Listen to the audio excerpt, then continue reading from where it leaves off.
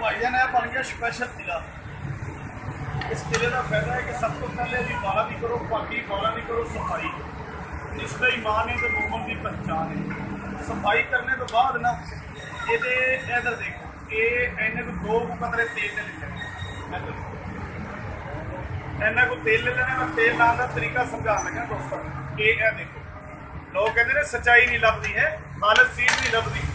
मैं कहना मैंने खालस बंदे नहीं लभते, लैना दे खालस चीज़ां तो बड़ियां ने। ये इधर देखो, ये भाजी 2 कतरे तेल के कटे ने, ते तेल के लाने का तरीका लगा दस। सब तो पहले वालों की पाकी करो, वालों की सफाई करो, जिसका ईमान है तो मोमन की पहचान है। सफाई करने तो बाद ये इन्ना कुछ जनाब लिए 2 कतरे तेल के लो। ये अगला सुन्नत वाला हिस्सा छड़ दो, ये अगे वाली कैप इन छड़ के इस तरीके नाल पोले पोले मालिश कर, ये इस तरीके नाल पोले पोले की मालिश कर। मालिश करदे करदे तेल हो जाएगा जजब, जो तेल हो जाए ना जजब तेन छड़ देना। ये कोई कपड़ा देने की जरूरत नहीं है, छड़ दियो ला के सो जाओ, ताकि पक्के लागे नहीं सोना, पक्के तो परहेज कर। जो तेल जजब हो जाए छड़ दियो। उस तो बाद यह बालों की जगह से भी चंगी तरह मालिश कर दो, ताकि कमजोरी खत्म हो जाएगी। ये पत्तियां की कमजोरी ठंडे होती है पेशाब वाली नाली। ये तेल नहीं लाना, अगर ये तेल लग जाए तो डर कोई नहीं, थले तेल की मालिश नहीं करनी। ऐसे तरीके 7 से 7 14 दिन ला लो। 14 दिन का मुकम्मल कोरस ये अंदर बेपना शक्ति पैदा करे, ये अंदर मजबूती पैदा करे, तो नबी की सुन्नत उतार करना गना मैं करना। तो जाओ ये 14 दिन मालिश कर शक्ति आ जाएगी। नफ्स के अंदर ढीलापन खत्म, ताकतपन खत्म, टेढ़ापन खत्म। ये भाजी अगर देखो अगों मोटा पिछों पतला है भाजी, नफ्स के अंदर लक मारेंगे, नफ्स में कमजोरी आ गई।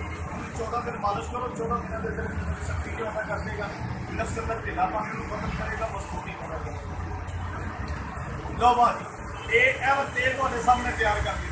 ਇਹਨੂੰ ਕਹਿੰਦੇ ਨੇ ਮੁਕੰਮਲ ਕਿਲਾ। ਸੱਪ ਦਾ, ਸਾਡੇ ਦਾ ਤੇ ਬਿੱਛੂ ਦਾ ਤੇਲ ਇਹਦੇ ਅੰਦਰ ਭਾਜੀ ਮੈਂ 4 ਜਾਨਵਰ ਕੱਟ ਕੇ ਪਾਏ ਨੇ ਤੇ ਦੇਖੋ ਤੇਲ ਕਿੰਨਾ ਕੁ ਬਣਿਆ, ਬਿਲਕੁਲ ਥੋੜਾ ਜਿਹਾ ਤੇਲ ਬਣਿਆ, ਇੰਨਾ ਕੁ ਤੇਲ ਬਣਿਆ ਜੀ। ਇਹਦਾ ਨਾਮ ਜੀ ਸੱਚਾਈ। ਮੈਨੂੰ ਕਹਿੰਦੇ ਨੇ ਖਾਲਸ ਰੀਜਨਲ ਕਿਲਾ, ਸੱਪ ਦਾ, ਸਾਂਡੇ ਦਾ, ਬਿੱਛੂ ਦਾ, ਜਿਹੜੀ ਕੁੱਤਿਆਂ ਦਾ, ਸ਼ੇਰ ਦੀ ਚਰਬੀ, ਰਿਛ ਦੀ ਚਰਬੀ ਪਾ ਕੇ ਮੈਂ ਤੇਲ ਤਿਆਰ ਕੀਤਾ ਹੈ। ਤੇ ਕਈ ਮੇਰੇ ਦੋਸਤ ਭਰਾ ਕਹਿੰਦੇ ਨੇ ਕਿ ਯਾਰ ਸਾਨੂੰ ਇਹਦਾ ਤਜਰਬਾ ਕਰਾ, ਚੀਜ਼ ਨੂੰ ਬਣਾ ਦਈਏ ਪਰ ਫਿਰ ਵੀ ਸਾਨੂੰ ਕੀ ਪਤਾ ਕਿ ਚੀਜ਼ ਕੰਮ ਕਰਦੀ ਕਿ ਨਹੀਂ ਕਰਦੀ, ਪਤਾ ਨਹੀਂ ਕੀ ਪਾ ਦਿੱਤਾ ਕੀ ਨਹੀਂ ਪਾਇਆ। ਲਓ ਜਨਾਬ ਨੂੰ ਲੱਗਾ ਮੈਂ ਤਜਰਬਾ ਕਰਾ, ਇਹ ਇੱਧਰ ਦੇਖਣਾ ਬਾਕੀ ਕਿ ਹੁਣ ਇਹਦਾ ਤਜਰਬਾ ਤੇ ਟਰਾਈ ਵੀ ਦੋਸਤਾਂ ਨੂੰ ਕਰਾਵਾਂਗਾ।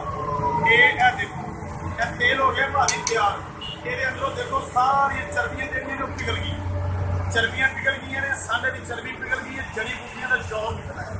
ਹੁਣ ਇਹ ਤੇਲ ਹੋ ਗਿਆ ਤਿਆਰ ਮੁਕੰਮਲ ਤੌਰ ਤੇ। ਇਹ ਇੱਧਰ ਦੇਖਣਾ, ਇਹ ਬਰਤਨ ਬਾਬਾ ਜੀ ਬਿਲਕੁਲ ਸਾਫ਼ ਹੈ।